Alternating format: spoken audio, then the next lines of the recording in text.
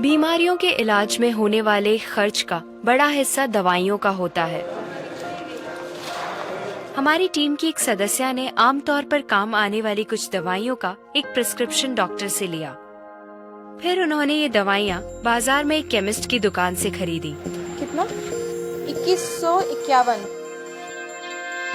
और यही दवाइयाँ उन्होंने जेनेरिक मेडिसिन्स की दुकान से भी ली।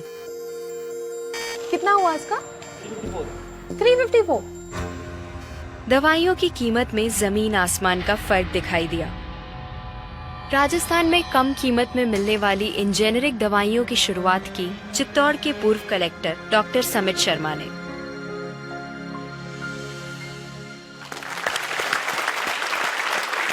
डॉक्टर समित, मुझे बताइए कि ये कैसा मुमकिन है कि हमारी जो कॉरेस्पॉन्डेंट थी वो वही दवाइयाँ उन्होंने 2000 कीमत में उनको मिली एक दुकान में, और जो जेनेरिक मेडिसिन है उस दुकान में जब गई तो उनको कम में मिली, 300 में मिली। ये कैसे मुमकिन है?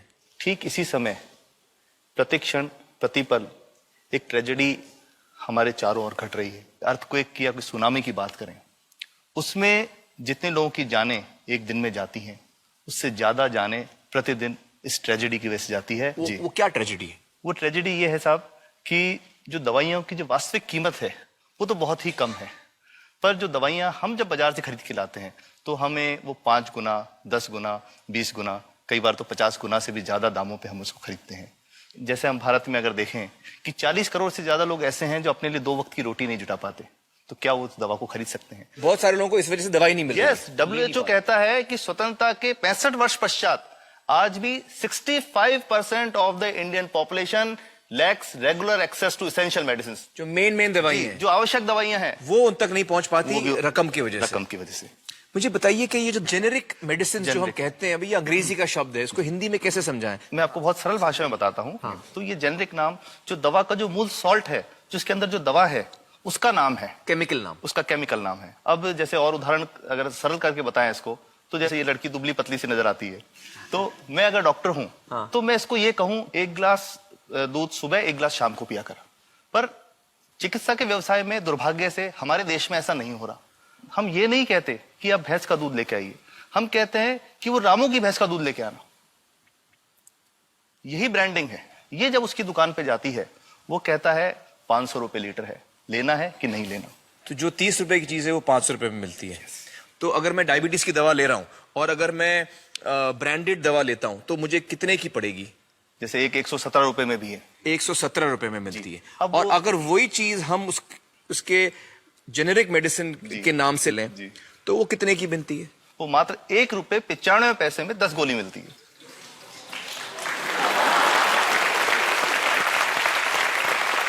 और दोनों गोलियों में कोई फर्क नहीं है किसी किस्म का? 100% समान, क्योंकि इसकी उत्पादन लागत ही इतनी है। उसका manufacturing, packaging, transport, retail margin, जो उसके मार्जिन जो हैं, जो हमारे ज्यादा वो सब मिला करके उतने की ही पड़ती है। कुछ कैंसर के मैं आपको उदाहरण दूंगा, उसमें एक ही दवा जो ब्लड कैंसर के काम में आती है, बाजार में 1.25 लाख रुपए का एक पैकेट मिलता है। 1.25 लाख का एक पैकेट जो 1 महीने चलता है। और जेनरिक में वही दवा जेनरिक में अलग अलग कंपनीज जो बनाती हैं, एक 10,200 में बेचती है, एक 8,800 में बेचती है और एक 6,500 में बेचती है। मतलब ये आपका ये कहना है कि आपके ये प्रयास से इतने कम में राजस्थान में पब्लिक को, आवाम को ये दवाएं पहुंचा रहे हैं आप इस वक्त? जी, क्या बात है। मेरा ये सवाल है कि डॉक्टर्स जो हैं वो हमारे पर्ची पर जेनेरिक नाम क्यों नहीं लिख के देते? क्यों लिखते हैं वो ब्रांडेड? जाने नहीं देंगे बाहर फिर? नहीं, सब जाने देंगे। जब एक नया मेडिकल प्रैक्टिशनर जब प्रैक्टिस शुरू करता है तो उसके पास जो कंपनी के जो मेडिकल रिप्रेजेंटेटिव्स होते हैं, सेल्स बढ़ाने का उनका काम होता है, मार्केटिंग प्रिंसिपल के हिसाब, सेल्स एजेंट होते हैं बेसिकली। फिर वो कहते हैं साहब आप हमारी जो दवा है यही लिखना, ये बहुत बेहतर दवा है, इससे मरीज ठीक होगा। और उनको डॉक्टर्स को लिखने के लिए उनको प्रेशराइज किया जाता है, उनको टेम्प्ट किया जाता है।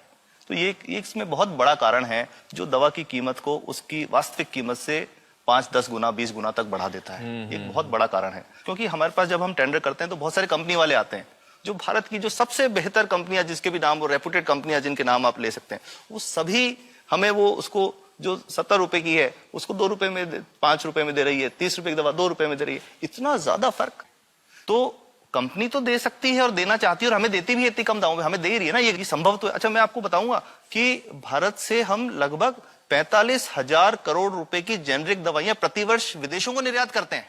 आप भेजते हैं दुनिया भर में जेनरिक, ये जो सस्ती दवाएं हैं आप विश्व भर में भेजते हैं, विश्व और भर में हमारे लोगों को नहीं मिल रही। हमारे देश में महंगी है, हमारे देश में महंगी है, और अगर ऐसा है तो हमें कोई ईस्ट इंडिया कंपनी की जरूरत नहीं, हम वापस उसी दिशा में जा रहे हैं।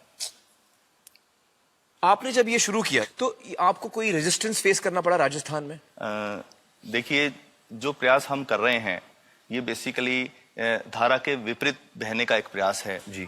काफी थ्रेट्स भी हैं, क्योंकि इसमें माफियाज भी हैं, ड्रग माफियाज जो ऑपरेट करते हैं, और हम हमेशा ये बात कहते हैं कि हम 100 साल से भी पुरानी शोषण की व्यवस्था को बदलना चाहते हैं, पर हमने हमेशा डॉक्टर्स को दोषी नहीं माना जी। सारे डॉक्टर्स बुरे नहीं है, 50-60% तो जेन्युइनली वो चाहेंगे कि गरीबों को कम कीमत पे दवा मिल जाए, वो चाहेंगे। और आज भी ऐसे डॉक्टर्स हैं जो अपने घर से सैंपल्स ला करके अपने जेब से पैसे निकाल के मरीज का इलाज कराते हैं, ऐसे डॉक्टर्स आज भी हैं। बिल्कुल सही। तो मैं इनको एक उदाहरण भी बताता हूँ कि कैसे हमारे जो काम वाली थी उसका बच्चा था छोटा, इंसिडेंटली हम कोई समय छुट्टी मनाने कोई बाहर गए, जब हम लौट के आए 10-12 दिन बाद, तो वो लक्ष्मी के साथ उसका छोटा जो बेटा था राजू, वो भी उसके साथ आता था जब, और मेरे बच्चों के साथ खेलता था, मेरे बेटे के साथ खेलता था। तो वो लक्ष्मी अकेली आई, राजू नहीं आया। तो हमने पूछा कि क्या हुआ, तो उसने जो बात बताई कि साहब वो उसको आप गए थे, उल्टी दस्त हो गया था।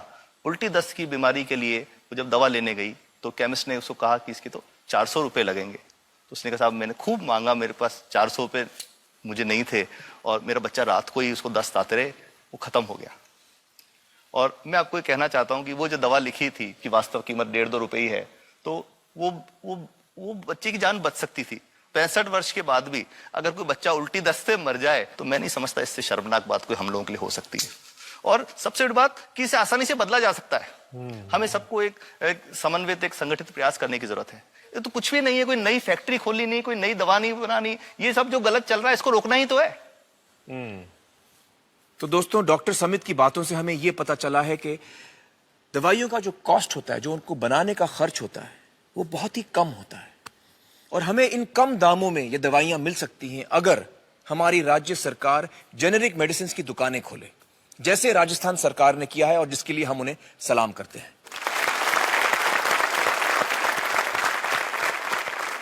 एक बात और, अगर आप एक एनजीओ हैं और आप जेनेरिक मेडिसिन की दुकान खोलना चाहते हैं तो department of chemicals and fertilisers आपको 50,000 रुपए की ग्रांट भी देता है। डॉक्टर समित, आपने बहुत ही बेहतरीन काम किया है और इस बहुत ही अहम मुद्दे पर रोशनी डालकर हमारी आंखें खोल दी हैं, और हमारी दुआ यह है कि जो काम आपने राजस्थान में शुरू किया है वो हर राज्य में फैले, देश के कोने कोने में फैले। बहुत बहुत शुक्रिया हमारे साथ बातचीत करने का doctor Samit, thank you so much.